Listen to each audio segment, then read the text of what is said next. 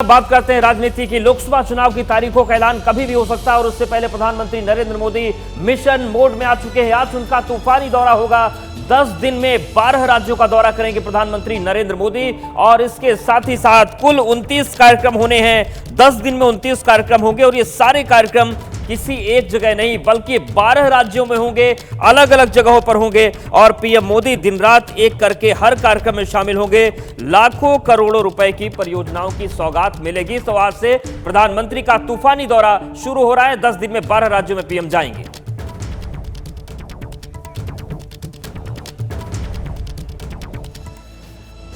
BJP 370 के पार और NDA 400 के पार, यह विश्वास है प्रधानमंत्री मोदी का रिजल्ट का, आने वाले लोकसभा चुनाव के परिणाम का। और यह बात वो हर रैली में बार बार लगातार कह रहे हैं और अपने इसी विश्वास के साथ अब वो राज्यों के ताबड़तोड़ दौरों की शुरुआत कर रहे हैं। शुरुआत करेंगे तेलंगाना और तमिलनाडु राज्यों के दौरों के साथ।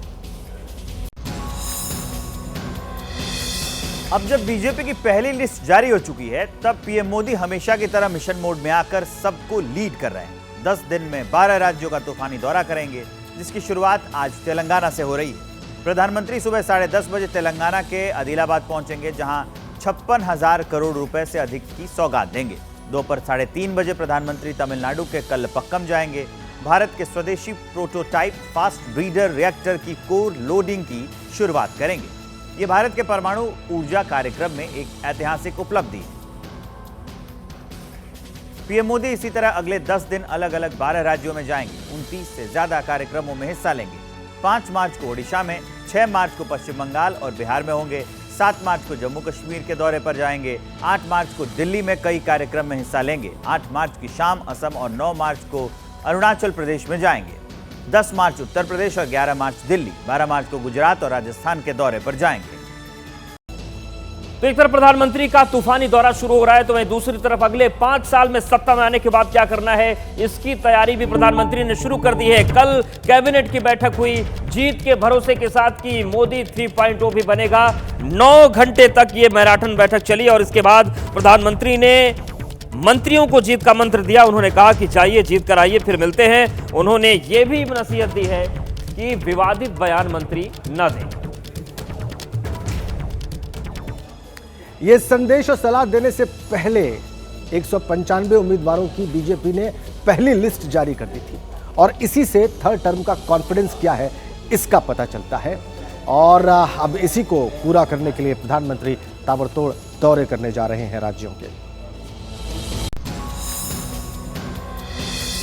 प्रधानमंत्री मोदी की अध्यक्षता में रविवार को करीब 9 घंटे तक मंत्रिपरिषद की मैराथन बैठक चली। आगामी लोकसभा चुनाव में जीत का विश्वास जताते हुए प्रधानमंत्री ने तीसरे टर्म के एजेंडे पर विस्तार से चर्चा की।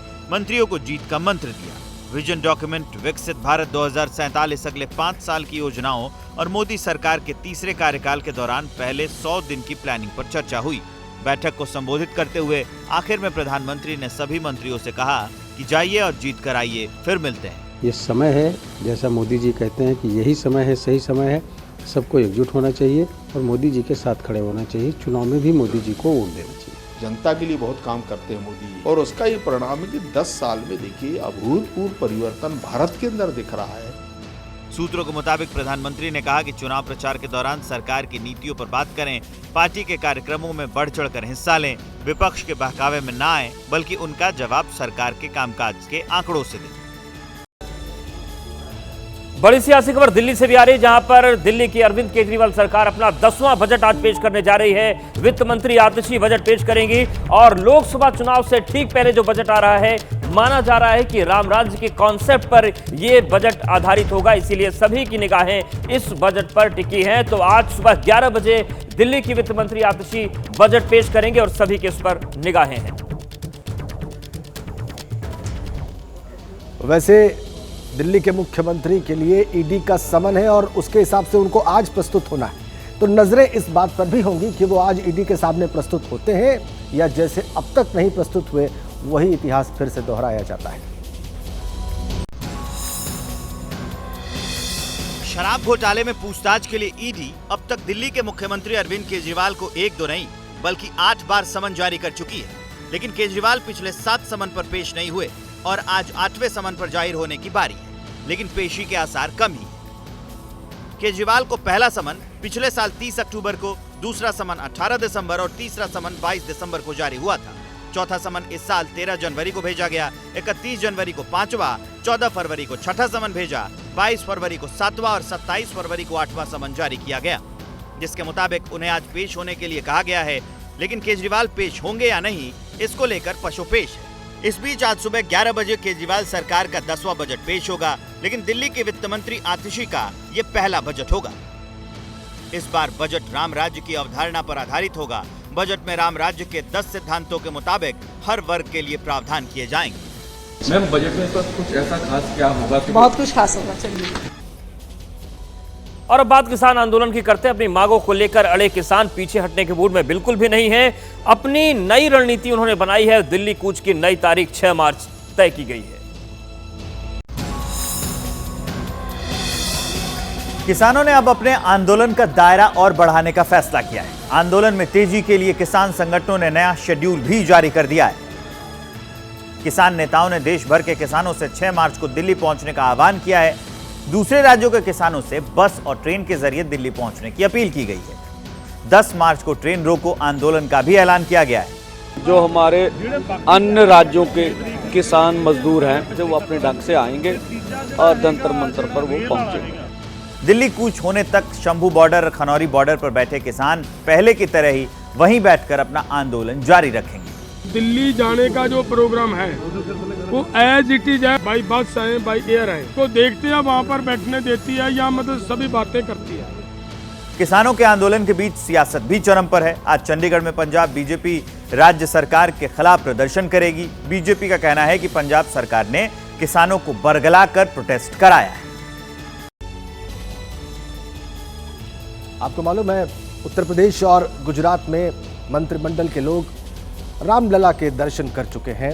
राम मंदिर पहुंचकर अयोध्या में आज बारी मध्य प्रदेश के मुख्यमंत्री और उनके मंत्रिमंडल की है। वो भोपाल में कैबिनेट मीटिंग करेंगे और उसके बाद अयोध्या पहुंचेंगे, रामलला के दर्शन करेंगे।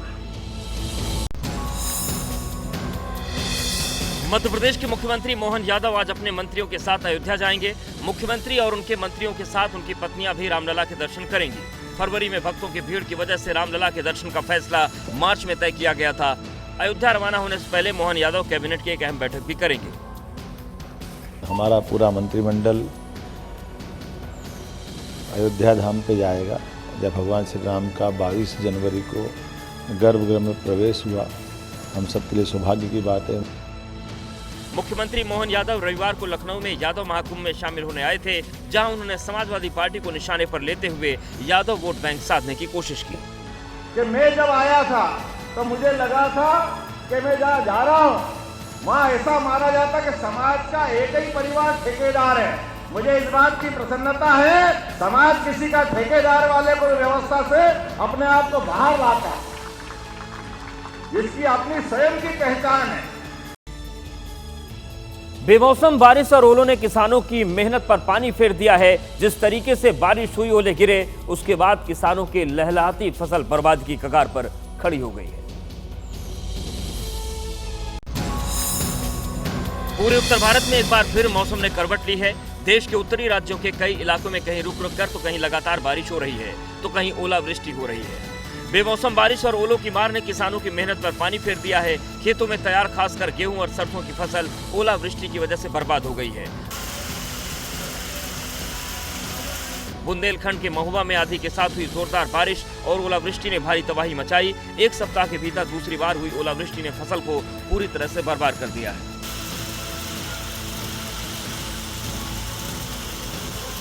महोबा के किसानों ने मुआवजे की मांग को लेकर रविवार को 9 घंटे तक सड़क जाम किया। प्रशासन के आश्वासन के बाद किसानों ने जाम हटाया। फिलहाल कृषि विभाग नुकसान का आकलन कर शासन को रिपोर्ट भेजने की तैयारी में जुट गया है। रात को बारिश हुई, बारिश के साथ ओले पड़े, ओले से हम लोगों की फसल खराब हो गई। इसलिए सरकार से निवेदन है कि हमारी जो फसल नुकसान हुई है उसके मुआवजा देने की कृपा करें। तो मैदानी इलाकों में बारिश हो रही है, ओले गिर रहे हैं, उधर पहाड़ों में जमकर बर्फबारी हो रही है, खूब बर्फबारी हो रही है। इतनी कि मकानें, दुकानें, रास्ते और पहाड़ की चोटियां तक सब बर्फ से ढके हुए हैं। पहाड़ों पर बर्फबारी का दौर थमने का नाम नहीं ले रहा है। जम्मू कश्मीर हो, हिमाचल हो या फिर उत्तराखंड, हर जगह से बर्फबारी की तस्वीरें सामने आ रही हैं। ये 4 तस्वीरें देखिए। जम्मू कश्मीर के सोनमर्ग में बर्फ की चादर ने जमीन से लेकर पहाड़ों तक ढक लिया है। बर्फबारी इतनी हुई है कि रास्ता बंद हो चुका है।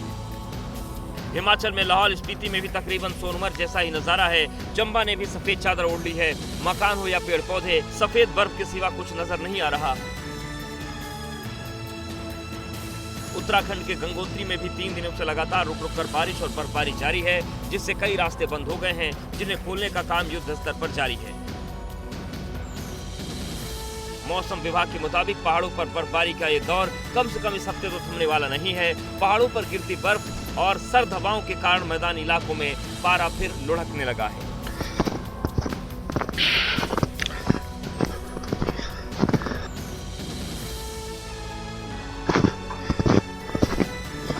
अब बात करते हैं मिशन 2024 की। किसी भी वक्त चुनाव की तारीखों का ऐलान हो सकता है। जल्दी ही तारीखें आ जाएंगे और इससे पहले प्रधानमंत्री नरेंद्र मोदी ताबड़तोड़ और तूफानी दौरे करने जा रहे हैं। 10 दिनों में 12 राज्यों में जाएंगे और इन 10 दिनों में 30 से ज्यादा रैलियां प्रधानमंत्री करेंगे। चुनाव तारीखों के ऐलान से पहले आखिर क्यों प्रधानमंत्री के दौरे अहम हैं और मिशन 400+ के लिए क्यों जरूरी हैं, देखिए हमारी इस खास रिपोर्ट में।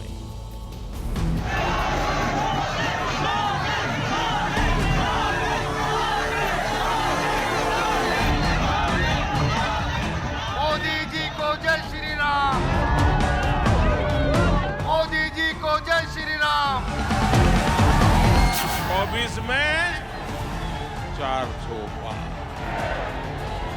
फिर एक बार सबसे ज्यादा सीटें भी बीजेपी को ही मिलेगी। एनडीए को 400 पार ले जाना है, बीजेपी को 370 सीटें जितवानी। पिछली तकरीबन हर अपने भाषण में प्रधानमंत्री नरेंद्र मोदी बीजेपी के नेताओं और कार्यकर्ताओं को यही संदेश दे रहे हैं। अब की बार एनडीए सरकार 400 पार।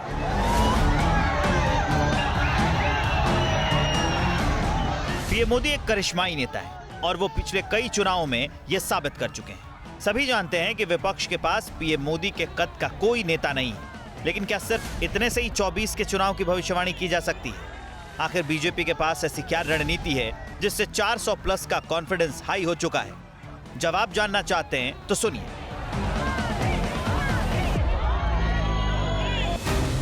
प्रधानमंत्री नरेंद्र मोदी देश भर का दौरा कर रहे हैं और अगले 10 दिन के दौरान वो 12 राज्यों में जाएंगे। इस दौरान 29 से ज्यादा कार्यक्रमों में हिस्सा लेंगे। इस दौरान रैलियां होंगी, रोड शो होंगे, करोड़ों की सौगातें मिलेंगी। यानी चुनाव की तारीखों के ऐलान से पहले प्रधानमंत्री नरेंद्र मोदी देश भर का तूफानी दौरा करने जा रहे हैं, जिसकी शुरुआत चंद घंटे बाद होने जा रही है। आज प्रधानमंत्री तेलंगाना के दौरे पर रहेंगे।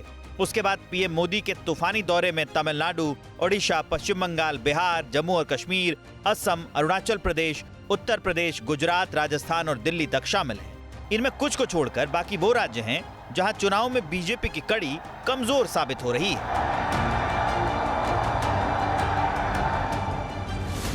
पीएम मोदी 4 से 6 मार्च 2024 को तेलंगाना, तमिलनाडु, ओडिशा, पश्चिम बंगाल और बिहार का दौरा करेंगे। आज पीएम सबसे पहले तेलंगाना पहुंचेंगे, जहां आदिलाबाद में सुबह 10:30 बजे 56,000 करोड़ से अधिक की विकास परियोजनाओं का शिलान्यास और उद्घाटन करेंगे। उसके बाद वो ओडिशा में जाजपुर के चंडीखोले में दोपहर 3:30 बजे 19,600 करोड़ रुपए से अधिक की परियोजनाओं का शिलान्यास और उद्घाटन करेंगे। पीएम 6 मार्च को सुबह 10:15 बजे पश्चिम बंगाल की राजधानी कोलकाता में 15,400 करोड़ रुपए की कई कनेक्टिविटी परियोजनाओं की सौगात देंगे। इसके बाद दोपहर 3:30 बजे बिहार के बेतिया में 8,700 करोड़ रुपए की कई विकास परियोजनाओं का उद्घाटन और शिलान्यास करेंगे। पिछले 1.5 महीने के दौरान पीएम देश के बड़े हिस्से का दौरा कर चुके हैं, लेकिन बीजेपी का फोकस खासतौर से दक्षिण के राज्यों पर है, जिसकी वजह भी है।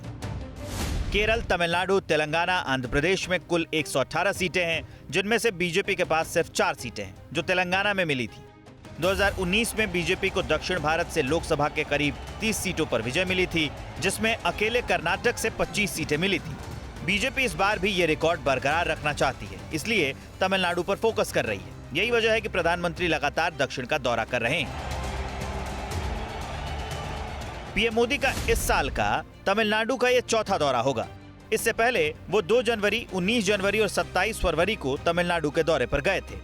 तमिलनाडु में लोकसभा की 39 सीटें हैं। वहीं इस साल 3 बार वो केरल का दौरा कर चुके हैं, जहां लोकसभा की कुल 20 सीटें हैं। अब सवाल यह है कि क्या बीजेपी 2024 के चुनाव में दक्षिण के 2 राज्यों को डिकोड कर पाएगी? इस सवाल का जवाब तो चुनाव के बाद ही मिलेगा, लेकिन प्रधानमंत्री नरेंद्र मोदी कश्मीर से कन्याकुमारी और कच्छ से कामरूप तक का दौरा कर कोई कसर नहीं छोड़ना चाहते। यही वजह है कि तमिलनाडु के बाद प्रधानमंत्री ओडिशा जाएंगे। 5 मार्च को ओडिशा के चांदीखोल में रैली के साथ की कई प्रोजेक्ट्स का उद्घाटन करेंगे। 6 मार्च को ही प्रधानमंत्री कोलकाता पहुंचेंगे, जहां कई प्रोजेक्ट्स का शिलान्यास और उद्घाटन करेंगे। उसी दिन बारासात में पीएम मोदी की रैली होगी। 6 मार्च को ही पीएम मोदी की बिहार के बेतिया में भी रैली होनी है। इसके अगले दिन यानी 7 मार्च को प्रधानमंत्री जम्मू कश्मीर में होंगे।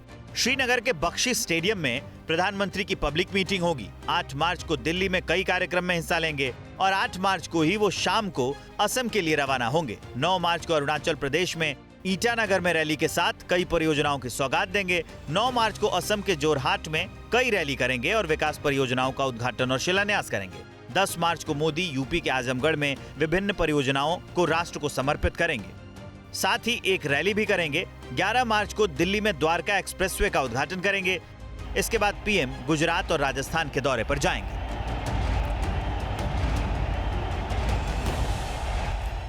और अब आगे बढ़ते हुए आपको देंगे एक बड़ी अपडेट। एक और पीएम मोदी ने तूफानी दौरों का प्लान फाइनल कर लिया है और दूसरी ओर उन्होंने अगले कार्यकाल के 5 साल में क्या करना है वो टारगेट भी फाइनल करना शुरू कर दिया है। बड़ी अपडेट यह है कि चुनावी दंगल में जीत के भरोसे के साथ पीएम मोदी ने रविवार को मंत्रिपरिषद की मैराथन मीटिंग की। यह मीटिंग मंत्रिपरिषद की करीब 9 घंटे तक चली और इसमें प्रधानमंत्री मोदी ने मंत्रियों को जीत का मंत्र दिया। उन्होंने कहा कि जाइए और जीत कर आइए और फिर हम मिलते हैं, लेकिन साथ साथ उन्होंने नसीहत भी दी। कहा बेवजह की बयानबाजी करने से बचें। ये अपने मंत्रियों को प्रधानमंत्री मोदी की सलाह थी।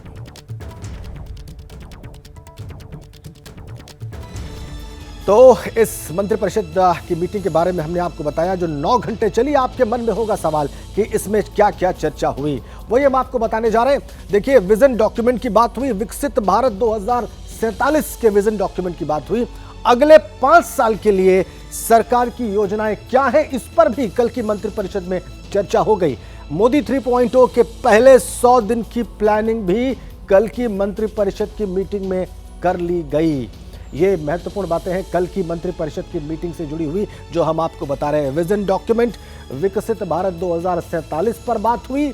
अगले 5 साल के लिए सरकार की योजनाएं क्या होंगी, उस पर भी कल मंत्रिपरिषद ने चर्चा की। 9 घंटे की मैराथन मीटिंग हुई।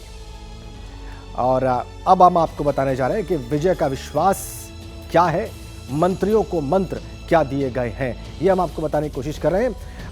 जाइए और जीत कर आइए, यह प्रधानमंत्री मोदी ने अपने मंत्रियों से कहा और कहा कि जीत कर आइए फिर मुलाकात करते हैं। यह प्रधानमंत्री मोदी ने कल मंत्रिपरिषद में मंत्रियों से कहा। 9 घंटे तक मैराथन मीटिंग चली। विजन डॉक्यूमेंट 2047 की बात हुई। अगले टर्म के पहले 100 दिनों की प्लानिंग हुई। लेकिन यह सब कैसे होगा, इसके लिए मोदी जी ने कहा कि जाइए पहले जीत कर आइए और फिर हम मिलते हैं, फिर जो सोचा है उसको जमीन पर उतारेंगे, वो लक्ष्य प्राप्त करने के प्रयास करेंगे। अब हम आपको बताते हैं कि विजय मंत्र क्या था। ये प्रधानमंत्री मोदी ने जो विजय मंत्र दिया वो क्या था, वो हम आपको बता रहे हैं। प्रचार में सरकार की नीतियों पर बात करें, यह प्रधानमंत्री मोदी ने अपने मंत्रियों से कहा। उन्होंने कहा कि पार्टी कार्यक्रमों में बढ़ चढ़कर हिस्सा लें, पार्टी के कार्यक्रमों में बढ़ चढ़कर हिस्सा लें। अगला बिंदु, विपक्ष के बहकावे में आने से बचें। यह भी मंत्रियों को सलाह थी प्रधानमंत्री की। कहा कामकाज के आंकड़ों से जवाब दें अगर कोई सवाल उठाता है तो। कुछ और बिंदु देख लीजिए। बेवजह की बयानबाजी करने से बचें, मंत्रियों को सलाह। एक गलती पार्टी पर भारी पड़ सकती है, यह चेतावनी थी प्रधानमंत्री मोदी की अपने मंत्रियों को कल की मैराथन मीटिंग में। एक गलती भारी पड़ सकती है। तो ये तमाम बातें कल हुई। ये 9 घंटे की मैराथन मीटिंग में जो कुछ हुआ हमने आपके सामने रखा है। आइए अब थोड़ी विपक्ष की बात करते हैं, इंडिया गठबंधन की बात करते हैं। इंडिया ब्लॉक की नींव 23 जून 2023 को पटना में रखी गई थी। उसी पटना में गठबंधन की पहली जनसभा हुई, ऐतिहासिक गांधी मैदान में हुई। इस रैली में राहुल गांधी, अखिलेश यादव, लेफ्ट के नेता डी राजा, सीताराम येचुरी ने लालू यादव और तेजस्वी यादव के साथ मंच साझा किया। बीजेपी सरकार पर जोरदार हमला बोला, जीत का दावा किया, लेकिन इस रैली से गठबंधन के कई नेताओं की दूरी ने कई सवाल भी खड़े कर दिए।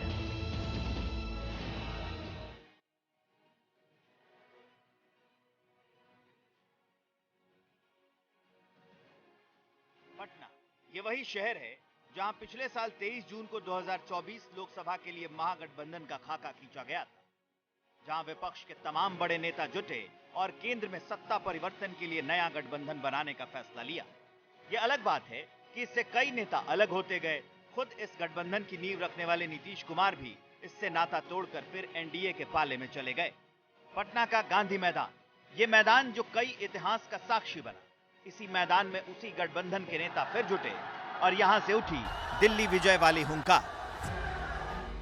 पहली सूची बीजेपी की आ गई, उस सूची में बिहार बाहर है, बिहार नहीं है उसमें, इसलिए बिहार से वो बाहर जाने वाले हैं। यूपी वाले भी बाहर कर रहे हैं उन्हें। भाजपा हटाओ, संविधान बचाओ, भाजपा हटाओ, देश बचाओ, भाजपा हटाओ, आरक्षण बचाओ, भाजपा हटाओ, नौकरी पाओ, भाजपा हटाओ, संकट मिटाओ।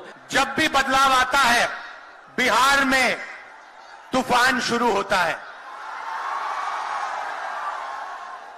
यहां से तूफान बाकी प्रदेशों में जाता है।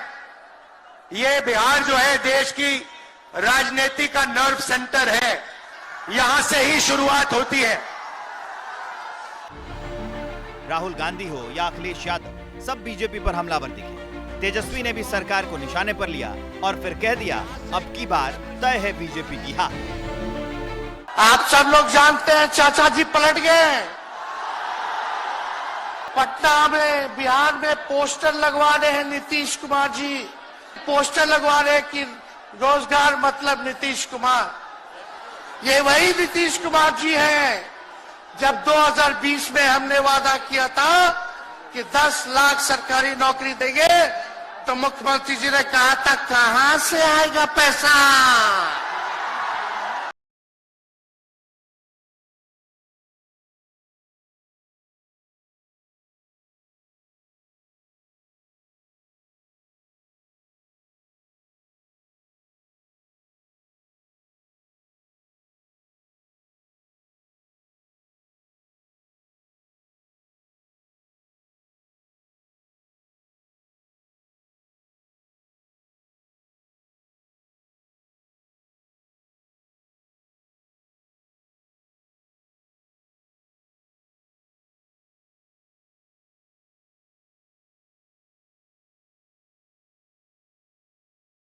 और परिवारवादी कुरीति है।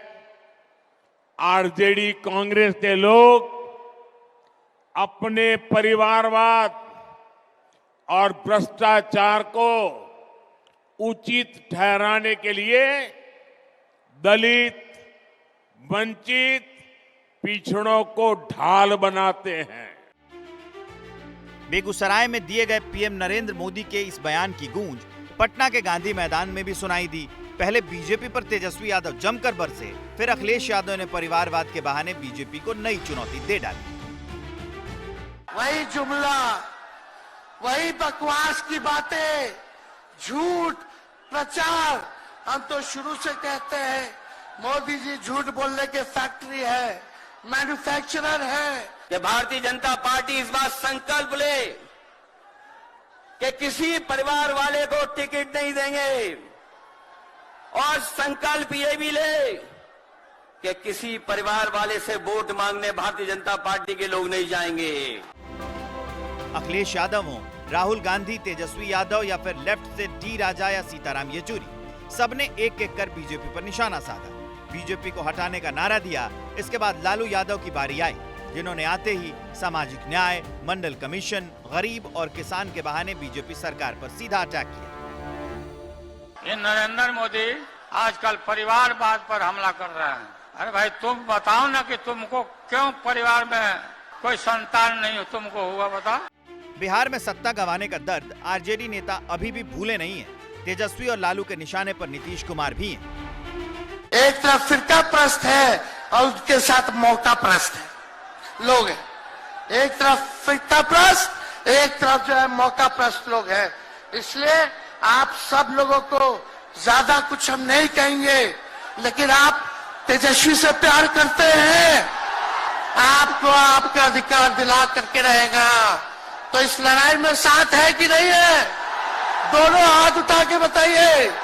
अगर आप साथ दोगे तो तेजस्वी मर मिटने को तैयार है आपके लिए। बीजेपी की अगुवाई वाला एनडीए हो या फिर इंडिया गठबंधन, बिहार के सियासी समर में मुद्दा नीतीश कुमार ही हैं, या फिर यूं कहें कि नीतीश कुमार का चेहरा सियासी चर्चा के केंद्र में है। दरअसल 28 जनवरी से पहले तक नीतीश कुमार आरजेडी के साथ सरकार चला रहे थे। तेजस्वी यादव के साथ पटना से मुंबई और दिल्ली तक बैठक कर विपक्षी गठबंधन की रूपरेखा बना रहे थे। लेकिन फिर अचानक नीतीश कुमार ने सियासी खेल की बाजी पलट दी।